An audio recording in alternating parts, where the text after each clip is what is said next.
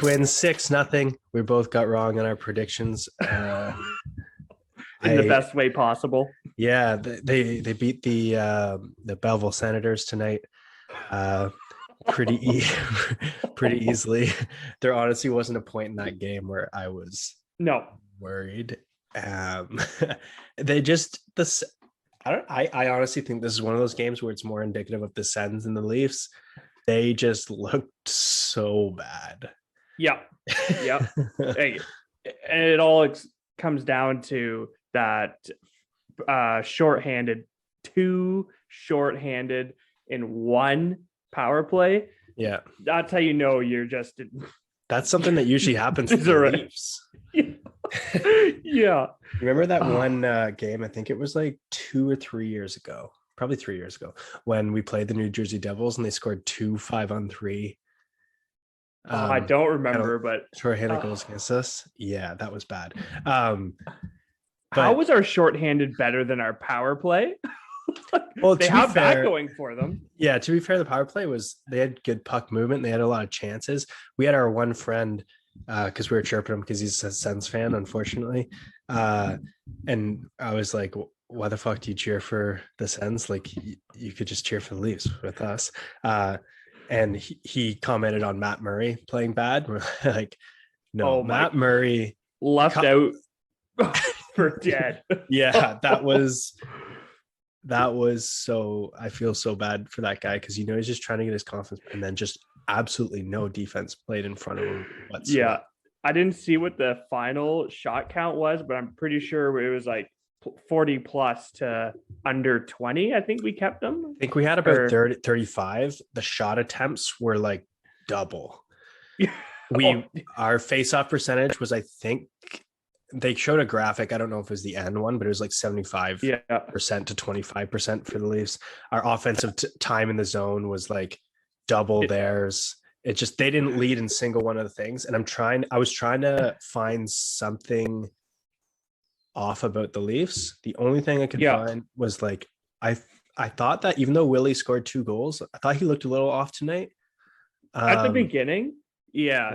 He wasn't fully the Willie that we know, but then all of a sudden he just in like that, he's like, okay, I'll just pop in too. Whatever. And Mikheyev, how about that? All this like shade we've been throwing at him for this entire He's had the whole city like yelling at him, and he came out and did that. So I love it. And it was nice. Keep it up. It was nice on the bench seeing like the Keefe and like them smiling when he scored there, because it's just, I was always wondering if he was kind of like the outsider. If any of the boys have his back. But it's nice like they show that like people are going for him even on the team. And hey, if he can play like that on the third line, like you're laughing. And I do like how they're giving him that second power play unit time. I still think I would rather Simmons go on there, not over Mikheyev, but who is it on the second? It's Sandin, Bunting, Kasha, Spezza. Okay, so maybe not. I do find it weird that Simmons isn't on either. But he played really well, like not on the stat sheet, but he was everyone digging, hitting. Literally everyone. Justin Hall scored.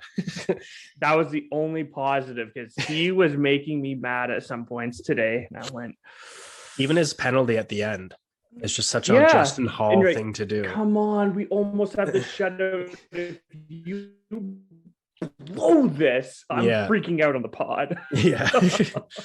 Oh my gosh. And Biega looked fine when he had the puck. In the defensive zone, there's one shift in particular where he clearly missed 2 assignments that you didn't notice because it didn't end up poorly. But there was like, if a good team got a hold of that, like that was a goal at least on one of them. But other than that, he played fine. I think I know I mentioned earlier that Kivi Hame was probably going to get the spot, but I think it's kind of smart that they're playing guys like Biega to see if we have that 8th guy for the playoffs, and wondering if they need to go out and get someone like a Ben Hutton just in case, but like maybe they'll see what they have with Biega since they have to play him. And he looked fine. Yeah. Yeah. No like big glaring. Well, yeah. It was just one shift though, and like everyone has, like Liljegren has bad shifts. Yeah. Right. So I really liked Sandin's play today. Mm-hmm.